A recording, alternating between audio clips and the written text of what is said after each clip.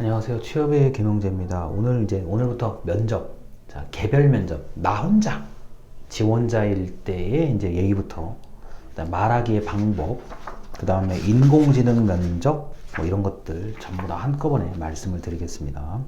자, 일단 첫 번째로는 여러분이 면접을 겪을 수 있는 상황이, 일단 자소서하고 이력서가 웬만큼 일단 갖춰져 있다는 전제하에서 지금부터 강의를 들으셔야 됩니다. 면접관 한 명, 지원자 한 명, 나 혼자, 이런 경우에 면접이 있을 수 있죠. 이게 의외로 근데 아직까지도 일반적인 방식이에요. 뭐냐면은 사장님이 혼자 계시고, 기업 같은 경우는요, 지원자 나 혼자인 경우, 물론 그 면접을 준비하는 다른 사람들은 옆에 많을 수 있어요. 근데 이렇게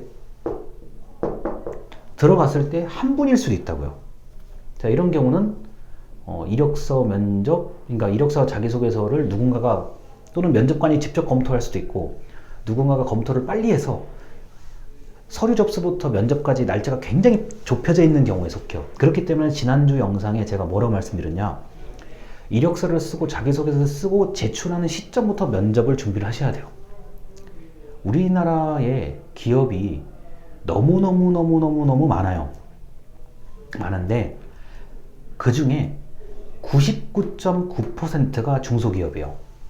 자, 다시요. 저나 여러분이 이렇게 길거리에 쭉 돌아다니잖아요. 뭐 놀러 가든 술을 마시든 커피를 마시든 공부를 하든 돌아다니잖아요. 쭉 돌아다녔을 때 수많은 상점과 상호 이름을 볼 수 있을 거예요. 이것저것 다 모아가지고 다 했을 때 우리나라의 기업, 전체 기업의 99.9%는, 제가 아주 후하게 99.8%는 중소기업입니다.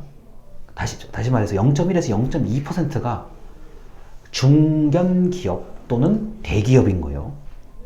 우리가 언론에서 치열하게 고민하고 뭐 취업 되고 안 되고 이거 막 너무너무 고민스러운 장면들을 보는 거는 보통 0.1에서 0.2%의 기업에 들어가기 위해서 수많은 분들이 경쟁을 하는 거예요. 자, 그런데 사실상 절대다수 99.9%가 중소기업인데, 중소기업에 여러분들이 면접을 보신다. 이 사실 중소기업을 이렇게 말하는 것 자체가 좀 이게 굉장히 앞뒤가 안 맞는 일일 수도 있는데, 하여튼 면접을 보신다. 그러면은 사장님 혼자 계시고 들어갔을 때 지원자가 나일 수 있어요. 1대1 면접인 경우는 이런저런 질문을 마음대로 하실 수가 있습니다. 특별히 면접관을 따로 외부에서 채용하지 않고 사장님이 직접 보겠다고 하신다 그러면 1대1인 경우는 승부가 거기서 바로 날 수도 있어요. 연봉을 월급에 대한 것부터 근로 조건부터 모든 것이 그냥 그 자리에서 다 결판을 볼 수 있다는 점. 장점, 되든지 안 되든지 아주 쉽게 구분이 된다는 거. 단점, 좀 전혀 예상치 못한 질문, 그리고 내가 원하는 답변과 좀 많이 다른 내용이 나올 수 있다는 거 정도가 단점이라고 할 수 있죠. 만약 이렇게 된다 그러면 블라인드 채용은 전혀 의미가 없습니다. 이거는 1대1로 만나서 그냥 양쪽이 다 터놓고 딱 얘기해서 되면 되고 아니면 말고거든요. 이런 면접이 있다는 거. 그리고 이런 면접이 의외로 굉장히 흔해요. 자, 두 번째, 면접관이 3명에서 5명 정도가 이렇게 쭉 앉아 계시고 지원자가 1명인 경우, 그러니까 1대 다 대응인 경우예요. 자, 이런 경우는 내가 5명의 면접관이 어떤 질문이 나올지에 대해서 대비를 해야 되는데, 같은 질문을 하진 않아요. A라는 질문을 하면은 B라는 질문을 할 것이고 C라는 질문을 할 것이고, 또는 질문할 게 없습니다라고 얘기할 수도 있어요. 왜냐? 없는 이유는 여러 가지가 있을 수 있죠. 굳이 내가 물어볼 필요가 없다. 내가 물어보고 싶은 게 있는데 옆 사람이 먼저 질문을 했다. 또는 시간 절약을 위해서 굳이 내가 나까지 얘기하면 시간 절약.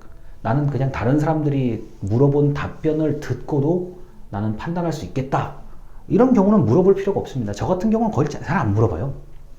저 같은 경우는 잘 안 물어보고 그냥 답변을 보고 저 답변을 잘 하는지 안 하는지를 보고 판단하는 사람입니다. 자, 그리고 면접관은 죄송합니다. 면접관은 3명 이상인데 다수가 있는데, 똑같은 공간에 지원자가 다수인 경우, 2명 이상인 경우, 그러니까 다 대 다 면접인 경우죠. 5명, 그 다음에 5명 앉아있는 경우. 자, 그런데 질의 응답은 개별적인 거예요. 자, 우리 5명 토론해 보세요. 이거 말고 이건 다음 주에 얘기할 거고. 자, 지원자 1번부터 1, 2, 3, 4, 5가 있는데, 자, 1번 지원자에게 자, 질문 드리겠습니다. 질문 다 하고, 자, 이제 2번 지원자에게 질문 드리겠습니다. 이런 식으로 가는 거예요. 그러니까 질의응답은 개별이라는 거죠. 자, 이런 경우가 있다는 거 정도가 이제 다 이게 거의 대부분일 거예요. 여러분들이 개별 면접을 볼 때. 자, 혼자 있을 때는 오히려 마음이 편할 수가 있어요. 누가 지켜보는 사람도 없고, 내가 좀 말 실수를 하고 좀 이렇게 좀 긴장하고 이래도 오히려 앞쪽에 있는 사람이 면접관이 뭐 그거를 뭐 그냥 무덤덤하게 받아들이면서 그냥 얘기를 할 수도 있고, 또는 오히려 긴장을 풀어주는 사람들도 있을 것이고, 뭐 내가 좀 창피한 일이 있어도 면접관, 그러니까 앞에 상대방하고 나만 아는 거잖아요. 그래서 이런 경우는 좀 상관이 없어요. 오히려요. 제가 잘 모르겠습니다 라고 대답을 해도 뭐 창피할 거 없고 뭐 이런 거잖아요. 그런데 이제 여러 사람, 내 옆에 지원자가 여러 명이 있을 경우, 또는 2명이 있을 경우가 이럴 때가 신경 쓰여요. 나는 대답을 이렇게 했는데 옆 사람은 너무 대답을 잘하네. 보통 이런 게 이제 신경 쓰이고, 나는 괜찮게 한 것 같은데 옆 사람은 뭐야 저렇게밖에 못해? 야, 이번에 내가 합격인 것 같은데, 이렇게 생각할 수도 있어요. 근데 이렇게 여러 명이 들어갈 경우는 옆 사람이 잘하건 못하건에 대해서 여러분이 평가하려고 하지 마세요. 그냥 내가 충실하게 잘한다라고 생각을 하시고 나만 신경 쓰면 됩니다, 일단은. 그런데 이제 이건 있어요.